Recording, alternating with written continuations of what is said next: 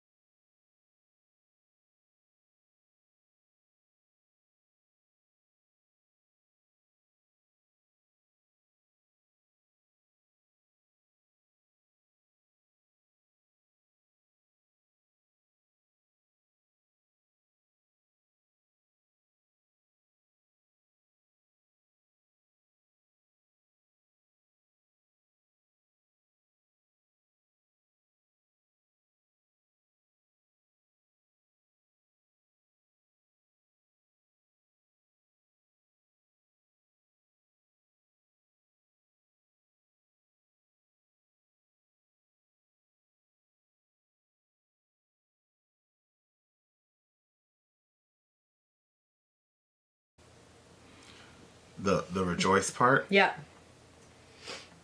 Awaken the song in you. There's a this part, right, where it got slow.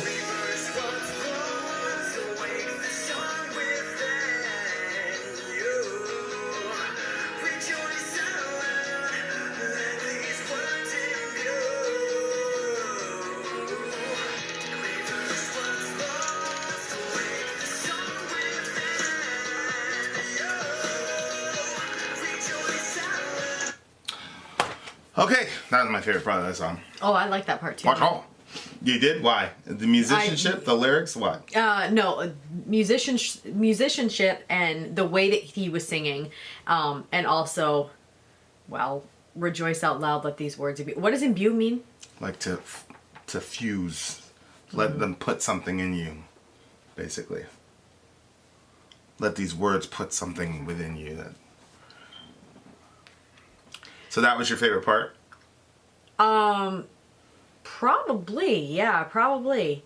I thought I had a handle on what the song was about when it first started, and then partway through I was like, wait, what? Really? It seemed pretty straightforward to me. I Where'd know, you get but confused? then, okay, so welcome to the truth, a life that's not your own, controlled by labor, printed paper, corruptors of the world.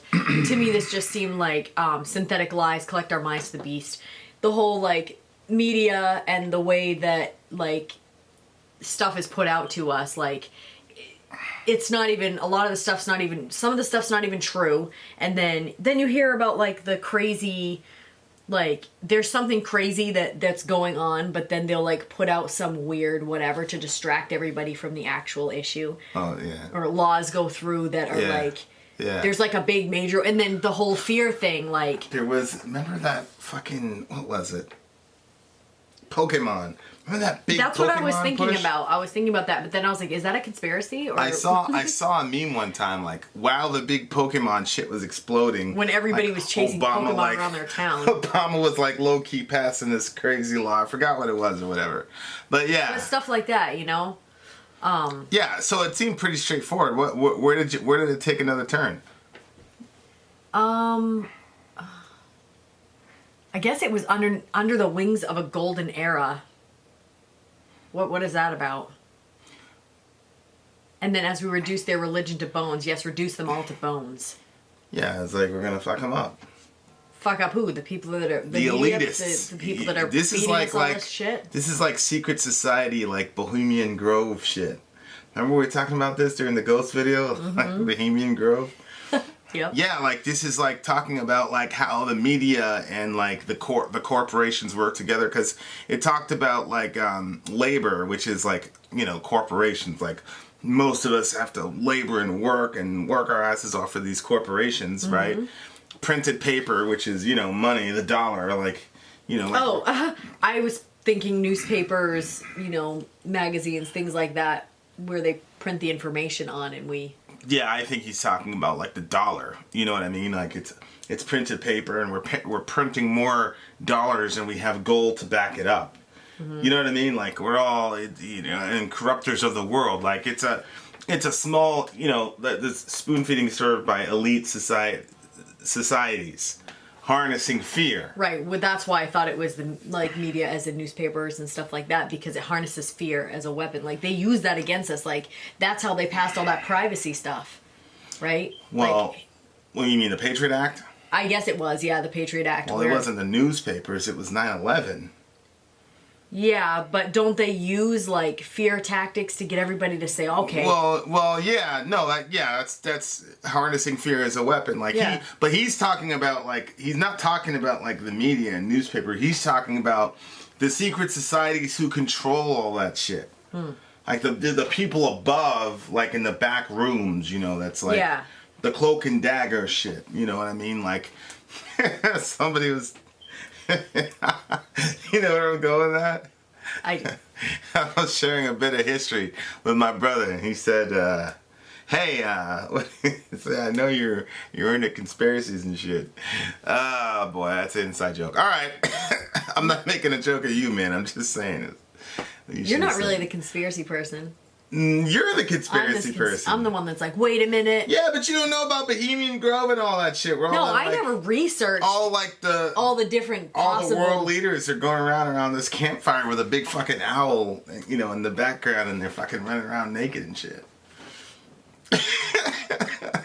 But the elite, that's what they do. Like the top 1% of the 1% who are controlling everything, like the money, the media, all that shit.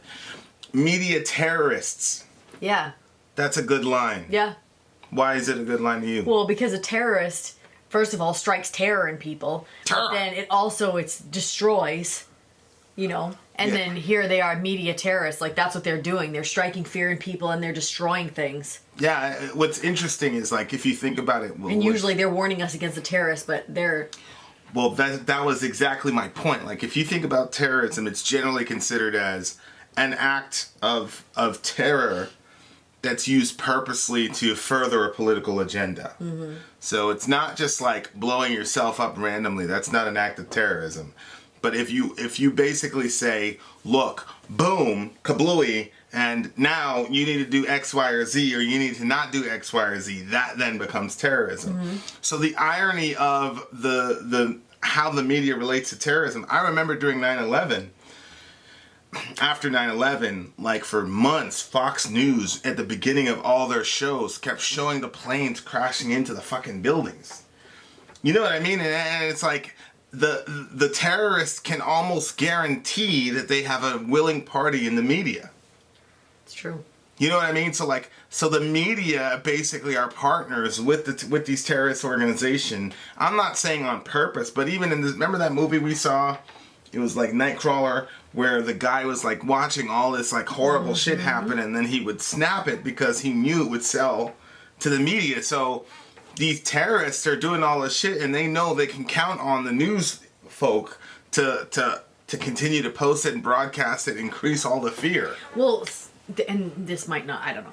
Like, you know how there's times that I can't tell you who the people were, but I just remember reading that there was like serial killers and different people like that like wanted their name to be out there, or like, so they do these horrible things because they know the news is going to broadcast their name and all that, which is, I think, part of the reason why that band that was like, they said they're making music to destroy people, like, yeah, like that's why you were like, I'm not gonna give him any, we're not gonna give them a platform, yeah, but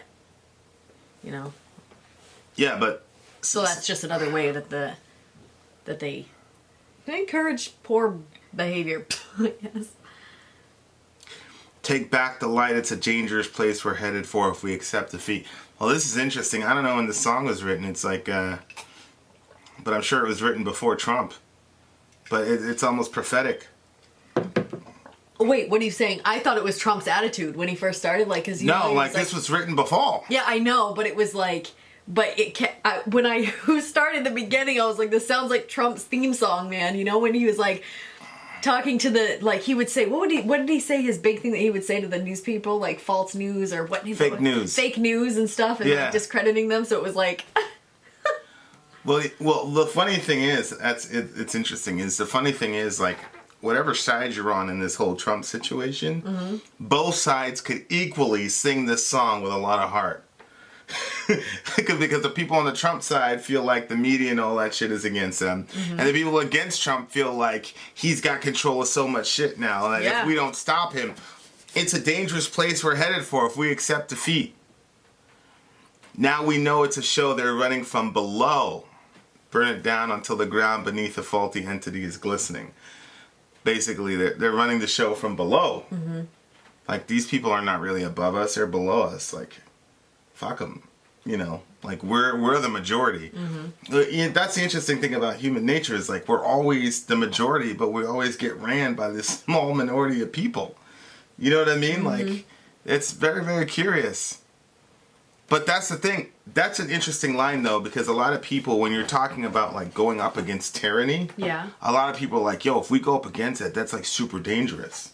And what they're saying is, it's dangerous if you don't go against it. If you let like a tyrant go in there and just go in there without any sort of checks or balances, it's a disaster. Mm-hmm. So, good Lord. Yeah, people end up dead. Well, or worse. I mean, I'd rather die than live I mean. Oh, yeah. You know, have you read the gulags? Nope. You read about the gulag? I'm not even gonna get into that right now. Listening to the hate they've created inside us, we grow. That is an interesting line. Because media does have the power to make you hate people. Alright, so what did you think of the music? I liked it. I mean, I liked their other song way better. This one, I guess I didn't... it was alright. I didn't think that it was anything like... I don't think I'd play it again. This one was interesting because, especially at the beginning, it was very hard to figure out the rhythm. Like, where's the rhythm? Like, because, you know, I always talk about, like, surfing. Yeah. Like, where's the wave that I'm trying to catch here, guys? Like, I couldn't catch it. And then, like, toward the end of the second verse into the middle and stuff like that, I was like, oh, okay, I know where I'm going now. That type of thing. But, like, at the beginning, it was very, very hard for me to, like, catch the rhythm. It was very groovy, but, like, it was hard for me to catch the rhythm. Like, the Stranger Things song was way more accessible to me than this song. Oh, I agree. This song, I felt like the strength was more in the lyrical content and the message that they were trying to give, although that thing in the middle was really, really, really good. For me, it was weird to have something it was very political. Like, I don't know why that was weird to me. I think I was expecting, like, a lot of times stuff is about, like, emotions. And I think that's what I was expecting. So that kind of was, like, surprising to me. So you're expecting, like, smashing all the dishes and stuff, like, type of... heavy shit? I guess, yeah. Okay. I don't really know. I just pictured some form of emotion, whether it's sorrow, happy, you know, anger. I didn't expect it to be political. What the heck was the name of it? Why? Make Total Destroy. Yeah, that's what. Yeah, because you're trying to destroy the elites. Yeah.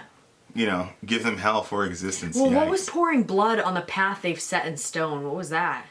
Well, they've laid out a path for everybody, but we're basically kill them on that path? Yeah, we're basically gonna, you know, kill them and reclaim all our thrones. Because we're supposed to be the rulers, not them. You know what I mean? Why? Because when it says rulers, I don't think it's talking about, like, ruling the world. I think it's just talking about your own self-autonomy. Oh, okay. You know, we're supposed to rule ourselves, but these people are ruling us, so we're gonna kill them. Yeah. You get them the death penalty, and then you take back your rightful place as the ruler of your own self, basically. And reducing them to bones, you know. It's kind of that's some dangerous shit to say. Yeah. You know, like, and that's one of the things that really gets me about songs like this, are like, it's this elite secret society, and they're very oppressive and things like that. Well, then, if it was that bad, how the fuck would you be able to make a song like this? This is America. Like, how you know what I mean? Like, that's why I'm always like, yeah, and then I'm like, I don't know, because if the world was, like, if the elites were really fucking shit up, then, but maybe the response is, like, hey, we're you know, we're not Metallica, we're not Korn, you know, we're not doing 80,000 head shows, we're, you know, it's, so we can kind of slip under the radar, but, like, if Metallica or ever anybody said some shit like this, you blow right out. But the thing is, by the time you get to, like, a Metallica level band, then people would say that you're part of that shit. You know what I mean? That's true, yeah. Because the minute you have that type of money and influence, people go, wait a second. You know what I mean? So it's like, it's a catch-22. You can only say this shit if you're small. But if you're small, you can get away with it. Right. you can only really make an impact if you're big. But if you're big, people are like, you're too big to say that shit. What are you complaining about? You know, because it's talk about the common man. So right now, like, these guys can, like, sort of pass as a common man. Yep. You know, not really, but sort of. But, you know, like, Metallica could never say some shit like this. They're not the common man. Yeah, I would agree with that. You know what I mean? So it's an interesting, like, awareness of, okay, we're small enough to where we can say shit like that and sneak under the radar, and they wouldn't really fuck with us. You know what I mean? Yeah, it's like when Eminem, it was like an Eminem when he said, if I get sniped tonight, you know why, because I told you to fight. That's one thing that's really, you like that shit, huh? I do. Yeah. That's one thing that's, like, really missing from our generation is, like, this, who is, Thy Art is Murder, like, artists talking about the political situation. Yeah. Like in the 60s, 70s, you know, when you had Vietnam and all that shit, you had artists that were like, it was almost like a duty. Like if you didn't have a track about Vietnam, like somewhere, like getting at the government because of Vietnam, like you couldn't show your face, you know what I mean? And if you didn't say some shit about Vietnam back in the day, like you couldn't show your face. And then like metal and just music in general got away from that. But it got away from that, like, you know, whatever. Well, it seemed like it turned inward. Yeah. Yeah, and music is rock and roll. I mean, it's always been introspective and things like that, but you had to, in order to get your real credentials, you had to speak out against that bullshit. That's interesting. And like whole bunch of shit is going on that makes Vietnam looks like a vacation in Hawaii, and for the most part, a lot of these guys aren't saying shit about it, you know? Musically, anyway. Why? I don't know. It's not important to them? Yeah, but it's, you know, it's like we said in the other video about like your understanding of your audience. True. You know, your understanding of your audience colors a lot of the art that you put out, and the depth of, like this guy, like these guys right here. I think they're assuming that people are going to listen to them over and over again to figure out how to ride the rhythm of this song, especially at the beginning, because they're saying, "Yeah, it's going to be difficult." 90% of these guys are going to listen to it again to try to catch the wave, because your mind will get used to it, because the progressions were a little bit different, and so like your mind is not used to it. So yeah, I would agree with that. They're making assumptions about their audience by the way they arrange their music, and then by the content of the message. So there you are. What do you give the song? 6.5. 6.5? Yeah. Maybe I get shells for you. Yeah. Yeah, it's a 7.5 for me, because it's only one listen. You know, so maybe maybe it's like the Halford thing. If I had like 4 or 5 listens, it would go up, because then the rhythm would be more accessible to me. But it's a 7.5. I like the message. Anytime I hear songs like this, I'm like, I don't like them to be preachy either, though. Did you feel like it was? It was a little preachy, but sometimes it's, you know, Something like, has to be really preachy for me to think it's preachy. I know. Like, you don't think I'm like, that's preachy? What? Yeah. But you know what? People always tell me I'm preachy. Yeah, it's true. And you would think that, I know you're thinking you're preachy. Even sometimes when we do some of the things, I feel like you're like, preachy. No. I feel like I think if we made a band, we would just name the band Preachy. Well, I would want both introspective and like worldview type songs. I would want both. Yeah. We should make a record with like 4 records on it. 4 songs on it. I was like, 4 records on 1 record? What? Yeah. The fuck are we talking about? Alright, so it's a 7.5 for me. What did you give it? 6.5. 6.5? 7.5 for me. I think that's like a 7 average. Yeah. It probably would be higher, but I only listened to it once, so. Them's the rules. Alright. Vin out. Sorry out. Gone.